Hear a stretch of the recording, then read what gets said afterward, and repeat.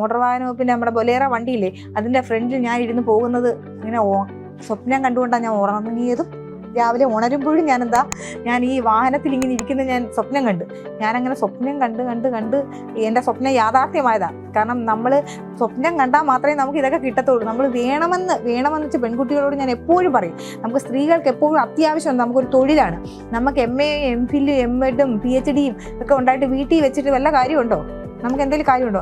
അച്ഛൻ എത്ര സമ്പന്നനായാലും, ഭർത്താവ് എത്ര സമ്പന്നനായാലും, ആങ്ങളെ എത്ര സമ്പന്നനായാലും ശരി, നമ്മൾ സ്വന്തം കാലിൽ നിൽക്കുമ്പോഴാണ് നമ്മൾ ജീവിതത്തിൽ സക്സസ് ആവുന്നത്. ഇതെവിടാ നിർത്തിയേക്കുന്നത്? ഇതെവിടാ നിർത്തിയേക്കുന്നത് നോക്കെ. സീബ്ര ക്രോസിംഗ് എവിടാ? സീബ്ര ക്രോസിംഗ് കഴിഞ്ഞ് അങ്ങനെ ഫ്രണ്ടിൽ നിർത്താൻ പറ്റില്ല. സീബ്ര ക്രോസിംഗ് കുറേ സ്റ്റോപ്പ് ലൈൻ ഉണ്ട്.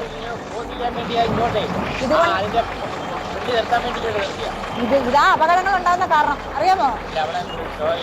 അങ്ങനെ പാടില്ല ഒരിക്കലും. സീബ്ര ഇനി ആവർത്തിക്കരുത്. ഇത് ബോധവൽക്കരണമാണ്. ഇന്ന് ഫൈനില്ല, ലൈസൻസ് പോവും കേട്ടോ. നമസ്കാരം, ഞാൻ മഞ്ജു, അസിസ്റ്റന്റ് മോട്ടോർ വെഹിക്കിൾ ഇൻസ്പെക്ടറാണ് കൊട്ടാരക്കരയിലെ. എൻ്റെ വീടും കൊട്ടാരക്കര തന്നെയാണ്. കൊട്ടാരക്കര റെയിൽവേ സ്റ്റേഷന് സമീപത്താണ് എൻ്റെ വീട്. എന്നെ ഒരു 19ാമത്തെ വയസ്സിൽ എന്നെ വിവാഹം കഴിച്ചു വിട്ടു. വിവാഹം കഴിച്ചു വിട്ടപ്പോഴാണ് എനിക്ക് മനസ്സിലായത്, ഒരു ജോലിയുടെ ആവശ്യകതയെപ്പറ്റി എനിക്ക് മനസ്സിലായത്. അപ്പം ഞാൻ സ്വന്തമായിട്ട് ഇങ്ങനെ ആലോചിച്ച് ഇനി എന്താ ജീവിതത്തിൽ രക്ഷപ്പെടാനൊരു മാർഗം. അങ്ങനെയാണ് ഞാൻ PSCയുടെ കോച്ചിങ് ക്ലാസ്സിന് പോകുന്നത്. PSCയുടെ കോച്ചിങ് ക്ലാസ് ബ്രില്യൻസിലാണ് പോയത്. അപ്പോൾ ആദ്യമൊക്കെ പഠിക്കുമ്പോൾ എനിക്ക് സത്യം പറഞ്ഞാൽ ഒന്നും അറിയത്തില്ല. ഇന്ത്യയിലെ പ്രധാനമന്ത്രി ഏതാണെന്ന് ചോദിച്ചാലും മുഖ്യമന്ത്രി ഏതാണെന്ന് ചോദിച്ചാലും രാജീവ് ഗാന്ധിയുടെ പേര് എഴുതി വെക്കുമായിരുന്നു പണ്ട് ഞാൻ സ്കൂളിൽ പഠിക്കുന്നത്. എനിക്ക് അത് മാത്രമേ അറിയത്തുള്ളൂ, രാജീവ് ഗാന്ധി മാത്രമേ എനിക്കറിയത്തുള്ളൂ. അത്രയായിരുന്നു എൻ്റെ ശരിക്കും പറഞ്ഞാൽ എൻ്റെ ജനറൽ നോളജ്. പിന്നെ കേരളത്തിൻ്റെ തലസ്ഥാനം തിരുവനന്തപുരം, അത്രയും അറിയാം. വേറെ ഒന്നും എനിക്കറിയില്ലായിരുന്നു. അവിടുന്ന് ഞാൻ കോച്ചിങ്ങിന് പോയി തുടങ്ങി. കോച്ചിങ്ങിന് പോകുന്ന ഓരോരുത്തരോടും എനിക്ക് പറയാനുള്ള ഒരേ ഒരു കാര്യമാണ്, നമ്മൾ ജോലി, അതായത് ഗവൺമെൻറ് ജോബ് ഏവരുടെ ആഗ്രഹമാണ്. പക്ഷേ ആഗ്രഹിച്ചത് കൊണ്ട് മാത്രം അത് കിട്ടില്ല. കാരണം അത് അതിയായി ആഗ്രഹിച്ചാൽ നമ്മൾ ഹാർഡ് വർക്ക് ചെയ്യണം. ഹാർഡ് വർക്ക് ചെയ്യാന്ന് വെച്ചാൽ നമ്മൾ കോച്ചിങ് സെൻറ്ററിൽ പോയി 2 മണിക്കൂർ കൊണ്ട് 2 മണിക്കൂർ പഠിച്ചാൽ മാത്രം ഗവൺമെൻറ് സർവീസ് ജോലി കിട്ടില്ല. നമ്മുടെ ചിന്തകൾ മുഴുവൻ ഒരു ജോലി വാങ്ങിക്കുക എന്നുള്ളൊരു ചിന്ത മാത്രമേ നമ്മുടെ മനസ്സിൽ കാണാവൂ. എന്നാൽ മാത്രമേ അത് നടക്കത്തുള്ളൂ. കാരണം ഞാൻ PSCയുടെ കോച്ചിങ് ക്ലാസ്സിന് പോയിട്ടുണ്ട് ബ്രില്യൻസിൽ. നമ്മൾ ആദ്യം, ഞാൻ ഈ പഠിക്കുന്ന കുട്ടികളോട് എനിക്ക് പറയാനുള്ളത്, ആദ്യം നമ്മൾ പഠിക്കേണ്ടത് എന്താണെന്ന് അറിയാമോ? നമ്മൾ കേരളത്തിൻ്റെ തലസ്ഥാനം, കേരളത്തിൻ്റെ നദികൾ, കേരളത്തെക്കുറിച്ച് മൊത്തം, അതായത് 14 ജില്ലകൾ, അങ്ങനെയുള്ള കാര്യങ്ങൾ നമ്മൾ പഠിക്കണം. കേരളം തീർന്നിട്ട് നമ്മൾ സ്റ്റേറ്റുകൾ, 28 സ്റ്റേറ്റുകളെ പറ്റി പഠിക്കണം. സ്റ്റേറ്റുകൾ കഴിഞ്ഞിട്ട് നമ്മൾ രാജ്യങ്ങളുടെ തലസ്ഥാനങ്ങളെ പറ്റി. അതുപോലെ തന്നെ നിങ്ങളോട് എനിക്ക് പറയാനുള്ളത്, ഏറ്റവും കൂടുതൽ എനിക്ക് ജോലി കിട്ടാൻ എന്നെ സ്വാധീനിച്ച ഘടകങ്ങളാണ്. ഒന്ന്, നമ്മൾ ഈ PSC ബുള്ളറ്റിൻ ഉണ്ടല്ലോ, പണ്ട് അതിന് 5 രൂപയുള്ളായിരുന്നു. 100 രൂപ നമ്മൾ മണി ഓർഡർ ആയിട്ട് അയച്ചു കൊടുക്കുമ്പം ഈ PSC ബുള്ളറ്റിൻ നമ്മുടെ വീട്ടിൽ വരുമായിരുന്നു. PSC ബുള്ളറ്റിനകത്തെങ്കിൽ അവസാനം ഒരു 20ഓ 50ഓ ക്വസ്റ്റ്യൻ ഉണ്ട്. എനിക്ക് എത്ര തിട്ടുമല്ലോ, ഒത്തിരി വർഷങ്ങളായില്ലേ. ആ ക്വസ്റ്റ്യൻ പഠിച്ചാൽ ഉറപ്പായിട്ടും അതിൽ നിന്നൊരു 3 മാർക്ക് ഷുവറായിട്ടും 3 മാർക്ക് നമുക്ക് കിട്ടിയിരിക്കും, ഉറപ്പ്. മറ്റേ ആർക്കും കിട്ടാത്തൊരു 3 മാർക്ക് ആ PSC ബുള്ളറ്റിൻ നമുക്ക്. കാരണം ഞാൻ എൻ്റെ അനുഭവമാണേ പറയുന്നത്, ഞാൻ പഠിച്ച രീതിയാണേ പറയുന്നത്. ഇങ്ങനെയാണ് നമ്മൾ ഒരു PSCയുടെ തുടക്കത്തിലോട്ട് വരുന്ന ഒരാൾ പഠിക്കേണ്ടത്. എങ്ങനെ? കേരളം, പിന്നെ ഇന്ത്യ, വേൾഡ്, ഇത് 3ഉം ഫുള്ള് പഠിച്ചിരിക്കണം. പിന്നെ കേരള ചരിത്രം, ഇന്ത്യ ചരിത്രം, അങ്ങനെ ഉണ്ടല്ലോ. ഈ കേരളം പഠിച്ച് തീർന്ന് ഇന്ത്യ പഠിച്ചു കഴിയുമ്പോൾ തന്നെ നമ്മൾ ഫുള്ളി കോൺഫിഡൻ്റ് ആവും. നമുക്ക് ജോലി കിട്ടും. നമ്മൾ ആദ്യമായിട്ട് ചിലപ്പം കിട്ടുമ്പോൾ ആദ്യത്തെ ഒരു 6 മാസം കൊണ്ട് ഒരു പക്ഷേ നമുക്ക് ജോലി കിട്ടണമെന്നില്ല. പക്ഷെ നമ്മളൊരു സപ്ലിമെൻ്ററി ലിസ്റ്റിൽ വന്നു കഴിഞ്ഞാൽ നമ്മൾ ഓർത്തോളം നമ്മൾക്ക് ജോലി കിട്ടാൻ നമ്മൾ പ്രാപ്തരായി കഴിഞ്ഞു. ഞാൻ ആദ്യമായിട്ട് റബ്ബർ ബോർഡിലാണ് എനിക്ക് ജോലി കിട്ടിയത്.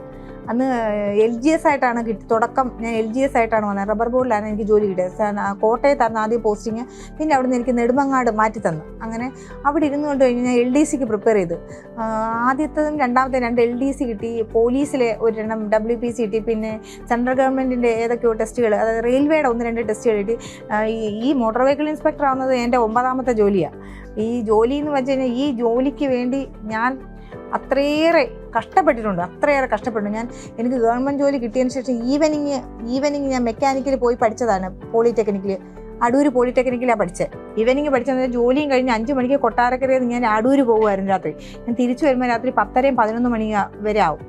ടൂ വീലറിലായിരുന്നു പോയിക്കൊണ്ടിരുന്നത്. ഈ ടൂ വീലറിൽ വരുമ്പം രാത്രിയൊക്കെ എനിക്ക് സത്യം പറഞ്ഞാൽ പേടിയായിരുന്നു ഒറ്റയ്ക്ക് വരാം.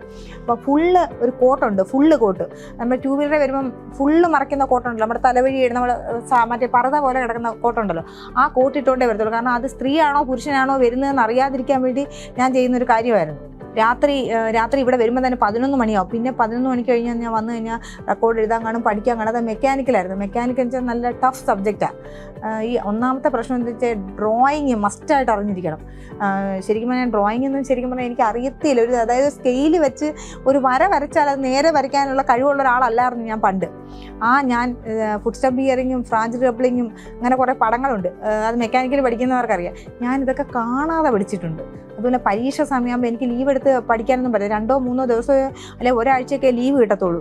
ഈ ലീവ് എടുക്കുമ്പോഴെന്ന് പറഞ്ഞു കഴിഞ്ഞാൽ ഈ പുസ്തകം അല്ല ഗൈഡുണ്ട് ഇതിൻ്റെ ചെറിയ ഈ ഗൈഡ് 1ാമത്തെ പേജ് വരെ 3ാമത്തെ പേജ് വരെ ഞാൻ എൻ്റെ നമ്മുടെ സ്കാൻ ചെയ്ത് അപ്ലോഡ് ചെയ്യത്തില്ലേ, സ്കാൻ ചെയ്ത് ഞാൻ എൻ്റെ മനസ്സിൽ അപ്ലോഡ് ചെയ്ത് വെച്ചിട്ടുണ്ട്. ഞാൻ അത്രയേറെ കഷ്ടപ്പെട്ടെന്ന് എൻ്റെ ഒരു വലിയ അംബീഷനായിരുന്നു ഈ വെഹിക്കിൾ ഇൻസ്പെക്ടർ ആവുക എന്നുള്ളത്.